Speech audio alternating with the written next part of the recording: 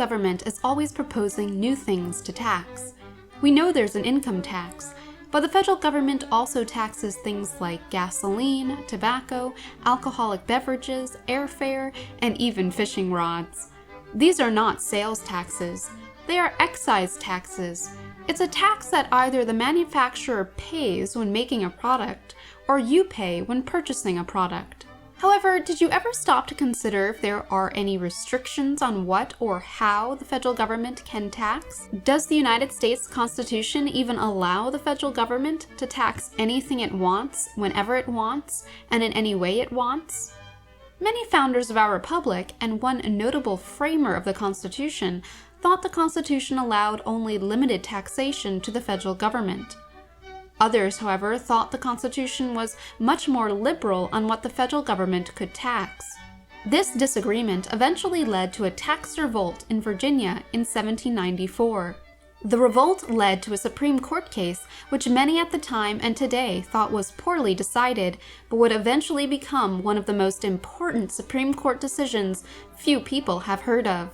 It was important because it paved the way for ever-expanding federal taxation. Let's examine the 1796 U.S. Supreme Court case of Hilton versus the United States to learn what the Constitution actually says about taxation, and why a simple tax on carriages exposed a deep ideological split within the new country.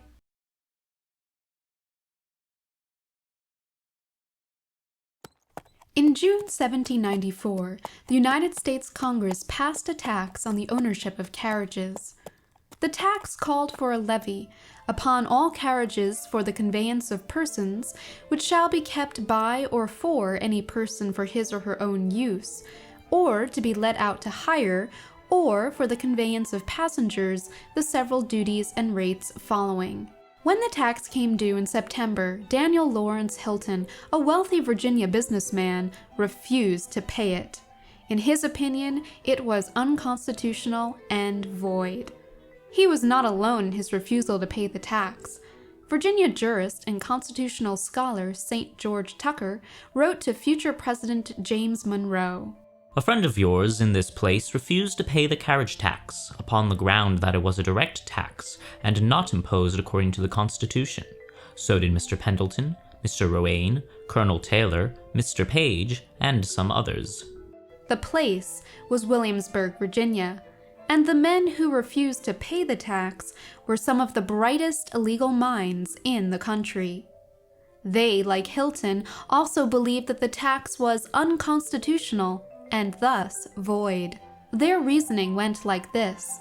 The federal government's carriage tax was a direct tax. The tax, however, was not apportioned among the states, but directly on the citizens of the states. Therefore, the tax was unconstitutional and thus did not have to be paid.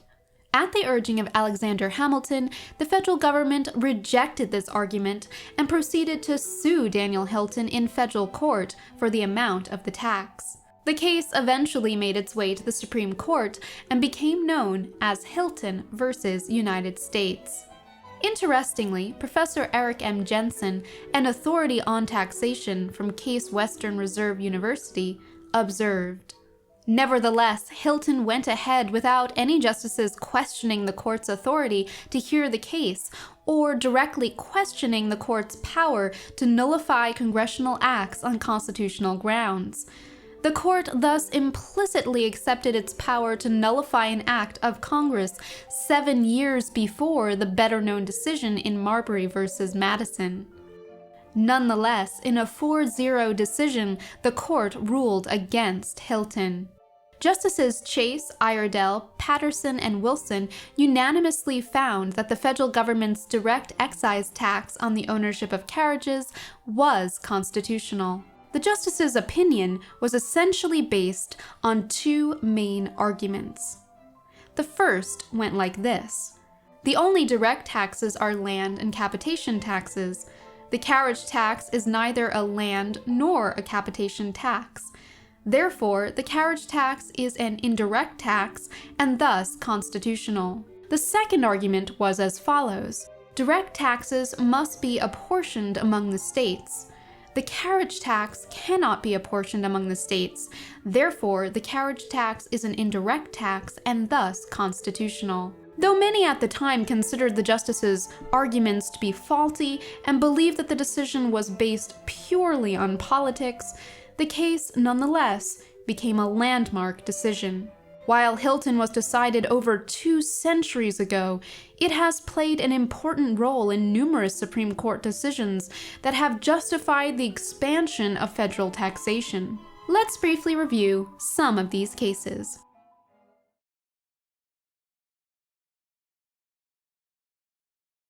While many today have not heard of Hilton versus United States, it has played a pivotal role in the development of current federal tax policy. Consider this list of past cases where Hilton's precedent was used to justify expanded federal taxation. In the 1868 Supreme Court case of Pacific Insurance Company versus Sewell, the court used Hilton as precedent to find that the federal government's 1866 law that taxed the income and dividends of insurance companies was constitutional. The 1869 Supreme Court case of VZ Bank versus Fenno cited Hilton and found the 1866 federal government's tax of 10% on state banknotes was constitutional. In the 1874 Supreme Court case of Scully versus Rue, the court found that a federal tax on the inheritance of land was constitutional. Again, the majority opinion cited Hilton as support. The 1880 Supreme Court case of Springer versus the United States cited Hilton and found the federal government's income tax of 1864 was constitutional. In the 1895 Supreme Court case of Pollock versus Farmers Loan and Trust Company, the court found the federal government's 1894 tax on income from rental property to be unconstitutional. The dissenting opinion, however, cited Hilton extensively.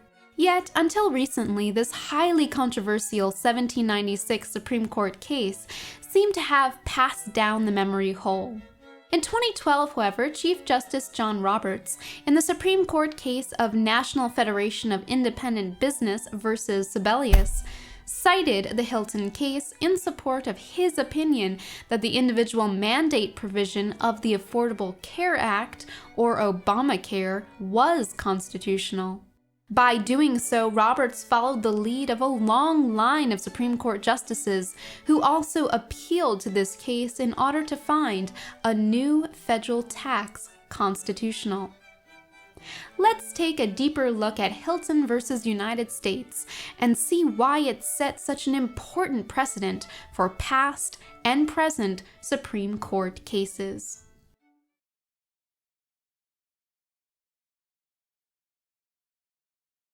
For 3 years, from 1787 to 1790, beginning at the Constitutional Convention in Philadelphia and later in state ratification conventions, Federalists and Anti-Federalists debated the merit of the newly proposed U.S. Constitution. These debates often became contentious, and many questioned whether the new Constitution should even be ratified. Anti-Federalist George Mason, a delegate from Virginia to the Constitutional Convention, declared he would sooner chop off his right hand than see the Constitution, as it then stood, passed. Another anti-federalist, Patrick Henry, speaking about the newly proposed U.S. Constitution at the Virginia Ratifying Convention, remarked, "And yet who knows the dangers that this new system may produce? They are out of the sight of the common people. They cannot foresee latent consequences. I see great jeopardy in this new government." One section of the Constitution the Anti-Federalists were particularly concerned with was the General Taxation Clause. The clause states, "The Congress shall have power to lay and collect taxes, duties, imposts, and excises, to pay the debts, and provide for the common defense and general welfare of the United States. But all duties, imposts, and excises shall be uniform throughout the United States." The Anti-Federalists, led by Henry Yates and future President James Monroe, believed that the clause was too vague and would eventually allow the federal government unlimited taxing power. About the clause, Yates wrote, To detail the particulars comprehended in the general terms, taxes, duties, imposts, and excises would require a volume instead of a single piece in a newspaper. Indeed, they extend to every possible way of raising money, whether by direct or indirect taxation. We may say then that this clause commits to the hands of the general legislature every conceivable source of revenue within the United States. It will lead to the passing of a vast number of laws, which may affect the personal rights of the citizens of the states, expose their property to fines and confiscation, and put their lives in jeopardy. Yates was not vague on what he thought the clause would entail. He believed that the clause would eventually lead the federal government to tyrannically abuse their power to tax. However, future President James Madison, a Federalist leader and an architect of the Constitution, disagreed with Yates's interpretation of the clause.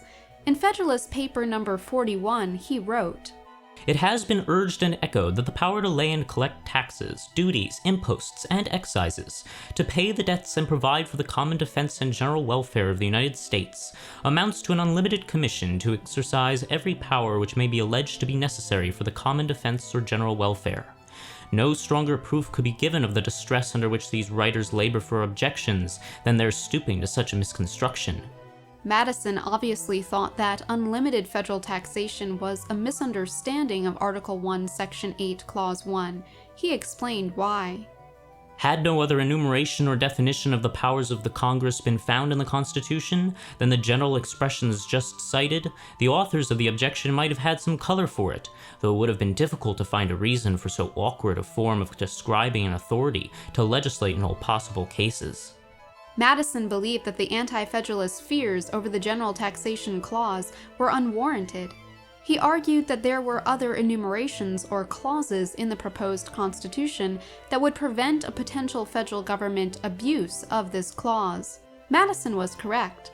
There are other taxation clauses besides the general taxation clause in the Constitution. It's probable that the other federal taxation limiting enumerations Madison was referring to were the direct tax clauses in the Constitution.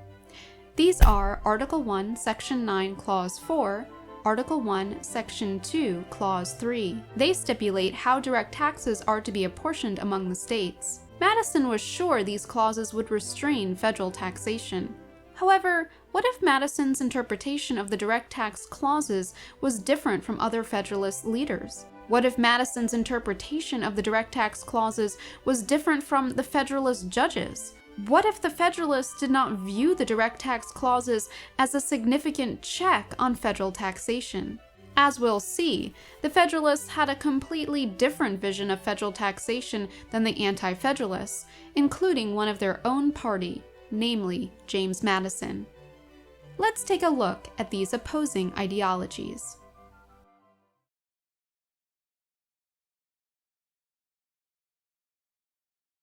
In spite of the Anti-Federalist warnings against ratification, on May 29, 1790, Rhode Island became the last of the original 13 colonies to ratify the United States' new Constitution.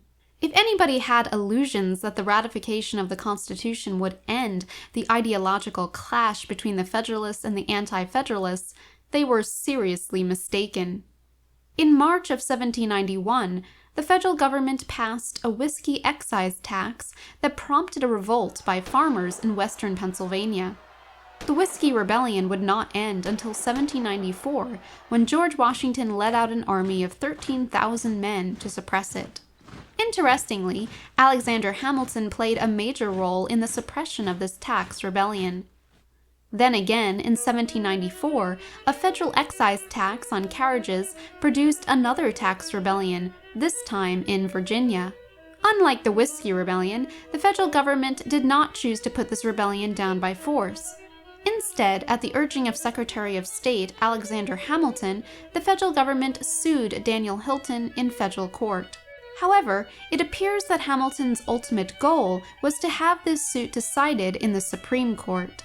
He wrote in a letter to U.S. Commissioner of the Revenue Tench Cox, "It will be proper to instruct Mr. Carrington to give facility to a legal decision in any case where it may be desired, taking care to secure an appeal in the last resort to the Supreme Court." The question is, why was Hamilton so determined to have this case decided by the Supreme Court?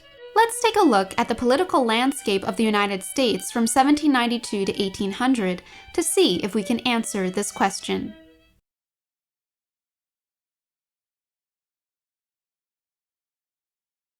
By 1792, two major parties had emerged from the United States political landscape, the Federalists and the Democrat-Republicans, or simply Republicans.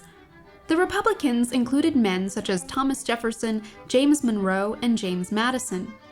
Interestingly, Madison, one of the authors of the Federalist Papers, became associated with the Republicans after 1791. The Republicans embraced ideas such as a strict interpretation of the Constitution, a federal government with limited powers, and thus limited fiscal needs. George Washington, Alexander Hamilton, and John Adams led the Federalist Party.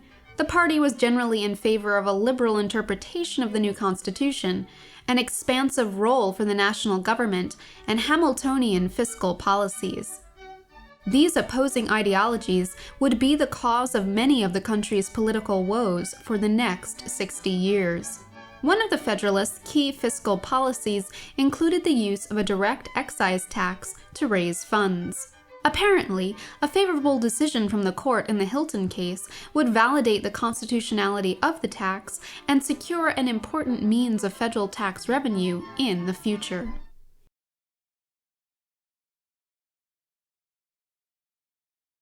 In 1794, while Americans were fighting the Indian War in the Northwest Territory, the British began harassing U.S. merchant ships in the Atlantic. Many believed a two-front war was about to ensue. In response to a seeming need for national defense funding, the Congressional Ways and Means Committee proposed a number of revenue-raising initiatives. One of the proposed initiatives was the Carriage Tax. Treasury Secretary Alexander Hamilton had twice suggested a similar tax to Congress in 1790 and 1792. Again, the wording of the tax was as follows: "There shall be levied upon all carriages for the conveyance of persons, which shall be kept by or for any person for his or her own use, or to be let out to hire, or for the conveyance of passengers, the several duties and rates following." This meant that if someone owned a carriage or purchased a new one, the federal government would assess a tax directly on the owner of that carriage.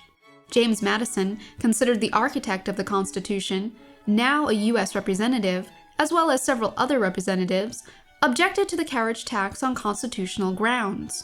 Their argument went like this: the carriage tax was a direct tax on a person's property. Article 1, Section 9, Clause 4 of the Constitution mandates that direct taxes had to be apportioned among the states. Therefore, since the tax was placed directly on the person's property, the tax was unconstitutional and thus void. In spite of protests by Madison and others, the carriage tax passed and became law. Madison, in a letter to Jefferson, lamented, "The tax on carriages succeeded in spite of the Constitution." Professor Eric M. Jensen, an authority on taxation from Case Western Reserve Law School, says this about Madison's opinion of the tax. James Madison, for a notable example, voted against the carriage tax in Congress because he thought it was direct and not apportioned. He said on the floor of the House of Representatives that he was afraid it would break down one of the safeguards of the Constitution. Jensen's observations are insightful. Remember, Madison tried to convince the Anti-Federalists that other constitutional enumerations would be a safeguard against abusive federal taxation. Jensen identifies this enumeration as the direct tax clause in the Constitution. The new tax took effect in September of 1794 and generated immediate controversy, even to the point of civil disobedience. The Supreme Court record states, Daniel Lawrence Hilton owned, possessed, and kept 125 chariots for the conveyance of persons, but exclusively for his own separate use, and not to let out to hire, or for the conveyance of persons for hire. The court also stated that Mr. Hilton had prior knowledge of the carriage tax, but that he refused to pay the duties thereupon, as in and by the said recited law is required, alleging that the said law was unconstitutional and void. In order to understand exactly what the Virginians were protesting and why they thought the tax was unconstitutional, let's examine the constitutional clauses concerning indirect and direct taxation.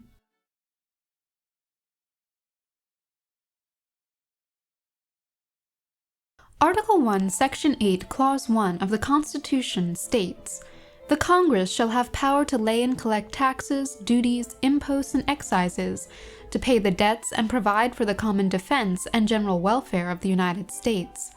This is the general taxing mandate given to Congress by the Constitution. The clause, however, continues with this phrase, "But all duties, imposts, and excises shall be uniform throughout the United States."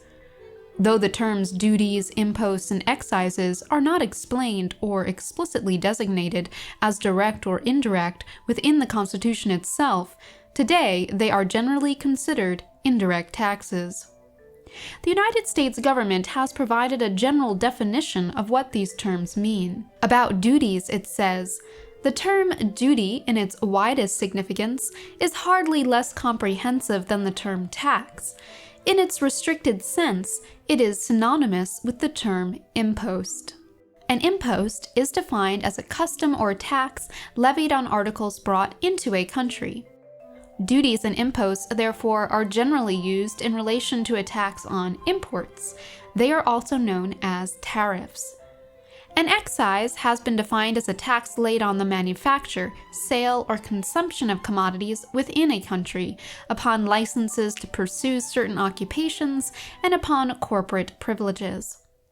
The IRS further defines excise taxes as taxes paid when purchases are made on a specific good, such as gasoline. Excise taxes are often included in the price of the product. There are also excise taxes on activities, such as on wagering or on highway usage by trucks. The constitutional clause concerning duties, imposts, and excises specifically mandates that these taxes must be applied uniformly throughout the United States. This means that a tax on an article or kind of property of the same class shall be taxed at the same rate regardless of geography. In other words, the tax rate must be uniform in all 50 states. For example, under the Affordable Care Act, Congress imposed a 10% excise tax on tanning salon services. This means that the federal excise tax on tanning services must be 10% in every state of the Union. No more, no less. The following is a list of U.S. excise taxes as of 2010. It is easy to see why the framers included the uniformity clause into the Constitution. It would prevent the federal government from showing favoritism toward one state or another concerning taxation. However, there are a number of important questions about excise taxes that the Constitution does not answer. Can some excise taxes be considered direct taxes? Does the manner in which an excise tax is imposed determine whether it is a direct or indirect tax? What items or activities can be excised and who determines this? What happens if federal taxation of a particular item or activity is economically damaging to a particular state or region of the country, or to a particular industry, and the offended party does not have the votes to repeal the tax? These unanswered questions will be central in the Hilton case. Let's take a look at the direct taxation clauses in the Constitution.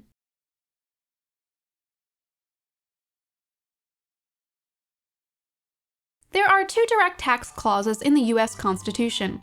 Article 1, Section 9, Clause 4 states, "No capitation or other direct tax shall be laid, unless in proportion to the census or enumeration herein before directed to be taken." A similar stipulation concerning direct taxation is found in Article 1, Section 2, Clause 3.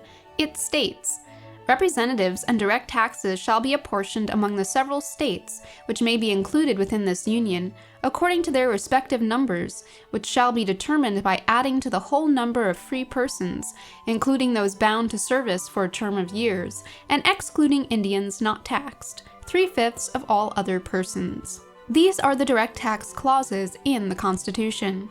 The second clause is only modified by the 14th Amendment's elimination of the distinction between free persons and all other persons, and the elimination of the category of Indians not taxed through legislation. These constitutional direct tax apportionment provisions are still in effect. The apportionment rule ties a state's share of the total direct tax liability to its share of the nation's population, measured using census rules. This means that if a state has 1/10 of the national population, its residents would pay 1/10 of the total direct tax imposed. For example, during the Civil War, a direct tax of $20 million annually was imposed on the land of the United States. Each state's population was divided into the $20 million to come up with each state's share of the total. The following is an example of the breakdown. However, what is extremely important concerning the direct tax clauses is their apparent vagueness. Notice here in Article 1, Section 9, Clause 4, that the term capitation is not defined. Also, the phrase mentions other direct tax. What exactly are other direct taxes? The Constitution does not mention what they are. This again leaves open the possibilities of various definitions. The definition of these terms will become crucial in the Hilton case. The question then becomes, was the carriage tax an indirect excise tax that was to be applied uniformly throughout the states, or was it a direct excise tax that should have been apportioned among the states? More specifically, according to the Constitution, could an excise tax be directly imposed on individuals? The importance of this question should not be lost. If the carriage tax was classified as an indirect tax, then the federal government could tax virtually any class of property owned by Americans, in any way and at any time. This is not what the Republicans thought the Constitution allowed. Lest we think that the controversy concerning the definitions of indirect and direct taxes is something that was only important for 18th century Americans, let's briefly look at a recent Supreme Court case where the definitions affected all of us.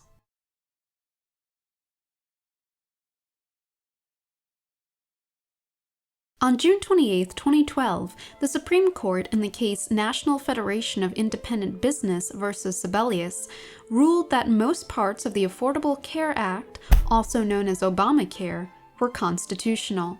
Supreme Court Chief Justice John Roberts surprised many in the legal community when he found that the shared responsibility payment mandate of the Act was constitutional based on the taxing power given to the federal government by the United States Constitution. Justice Roberts wrote in his opinion, "The same analysis here suggests that the shared responsibility payment may, for constitutional purposes, be considered a tax, not a penalty. A tax on going without health insurance is not like a capitation or other direct tax under this court's precedents." In Roberts' opinion, the shared responsibility payment, the key provision of the Affordable Care Act, is constitutional because it's a tax, and, he added, it's not a direct tax. However, notice that Roberts stresses the fact that the payment was a tax and not a penalty. Why did he feel the necessity to do that? Probably because of how Congress worded the law. This is what it states. A. Requirement to maintain minimum essential coverage. An applicable individual shall, for each month beginning after 2013, ensure that the individual and any dependent of the individual who is an applicable individual is covered under minimum essential coverage for such month. B. Shared responsibility payment. If a taxpayer who is an applicable individual fails to meet the requirement of subsection A for one or more months, then, except as provided in subsection E, there is hereby imposed on the taxpayer a penalty with respect to such failures in the amount determined under subsection C. A cursory reading of the provision would seem that the payment was indeed a penalty. Nonetheless, Roberts continues, "The mandate is not a legal command to buy insurance. Rather, it makes going without insurance just another thing the government taxes, like buying gasoline or earning income. And if the mandate is in effect just a tax hike on certain taxpayers who do not have health insurance, it may be within Congress's constitutional power to tax." Roberts believed that the shared responsibility payment provision was simply just another way for the government to impose a tax. However, the key here was that this tax is imposed on not buying or not owning something. In his dissenting opinion, Justice Scalia reacted strongly to Roberts' opinion. He wrote, "We never have classified as a tax an exaction imposed for violation of the law, and so too, we never have classified as a tax an exaction described in the legislation itself as a penalty." Justice Scalia pointed out that Roberts' opinion was unique, as no previous Supreme Court had ever considered a legislative penalty to be a tax. Interestingly, the original congressional legislation never used the words tax to describe the penalty. It was Justice Roberts who actually classified the penalty as a tax. Justice Scalia also observed that if the Affordable Care Act were rewritten as a tax, it would encounter serious constitutional difficulties. He wrote, "Finally, we must observe that rewriting 5000A as a tax in order to sustain its constitutionality would force us to confront a difficult constitutional question, whether this is a direct tax that must be apportioned among the states according to their population." Scalia here noted that if Congress had called the act a tax, there could be restrictive constitutional direct tax guidelines imposed that would make the tax almost impossible to collect. Justice Roberts, however, anticipating Scalia's direct tax argument, twice appealed to Supreme Court precedent established in Hilton v. United States to show why, in his opinion, the Affordable Care Act was not a direct tax. First, Roberts writes, "See Hilton v. United States, 1796. The court was unanimous, and those justices who wrote opinions either directly asserted or strongly suggested that only two forms of taxation were direct, capitations and land taxes." Roberts cites here the Hilton case to show that the Supreme Court has already established as precedent that the only direct taxes are capitations and land taxes. Next, he cites the opinions of Justice Samuel Chase from Hilton. A tax on going without health insurance does not fall within any recognized category of direct tax. It is not a capitation. Capitations are taxes paid by every person, without regard to property, profession, or any other circumstance. Here, Roberts cites an opinion, also called dicta, from Hilton by Supreme Court Chief Justice Samuel Chase on the nature of a capitation tax. Therefore, since the shared responsibility payment was neither a land tax nor a capitation, it was not, in Roberts' opinion, a direct tax. Roberts, by using Hilton to support his opinion that the Affordable Care Act was not a direct tax, became one of many Supreme Court justices who had used the case to justify expanded federal taxation.